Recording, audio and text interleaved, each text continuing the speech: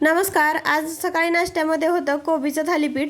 तर पहिलं तर हा कोबी किसून घेतला. कोबी किसून झाला की त्यामध्ये हळद टाकली, त्याचबरोबर मीठ टाकलं, लाल मिरची पावडर आणि आपल्याकडे जर धने जिरे पावडर असेल तर टाकायची, त्याचबरोबर कोथिंबीर, हे सगळं मिक्स केलं. त्याचबरोबर सगळी मिक्स पिठं घेऊन मळून घेतलं आणि छान अशी त्याची थालीपीठं करून घेतली.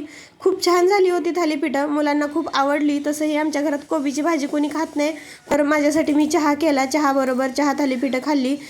दोघांनाही स्कूलमध्ये सोडायचं होतं 10 वाजताच आणि शौर्य येणार होता 11:30 वाजता आणि स्वराज येणार होता 12 वाजता.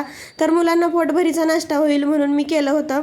नंतर शौर्याला सोडायला गेले स्कूलमध्ये. त्याच्या स्कूलमध्ये आज रिपब्लिक डे सेलिब्रेशन होतं, त्यासाठी 1.5 तास त्याचं स्कूल होतं, टिफिन द्यायचा नव्हता. त्याला सोडून घरी आले आणि येऊन देवपूजा केली. स्वराजला सोडायला गेले. सुटलं ना. नंतर घरी आले आणि नारळामधलं पाणी चेंज केलं, नारळाच्या झाडाचं. कपडे भांडी स्वयंपाक सगळी कामं आवरली. बाल्कनी वगैरे धुवून घेतली, फरशी पुसली, घरची सगळी कामं करून घेतली दिवसभराची, कारण मुलं बाहेर गेली तरच कामं होतात. मुलं घरी आली की काही काम होत नाही माझं. नंतर शौर्याला घ्यायला गेले.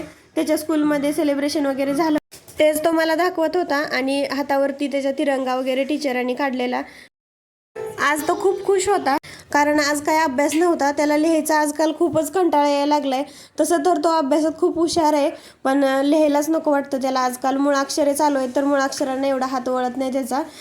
नंतर मी कडधान्य भिजवलेलं पाणी झाडांना घातलं होतं, तर त्यामध्ये बी जाऊन तर त्याचं असं काळा घेवडा आलेलं होतं त्याचं झाड, आणि त्याला शेंगा पण आल्या होत्या. संध्याकाळच्या वेळेला त्याला घेऊन बाहेर गेले. त्यानं ते जेम्सची सायकल घेतली होती. नंतर भाज्या वगैरे घेतल्या मला ज्या हव्या होत्या त्या. घरी आले.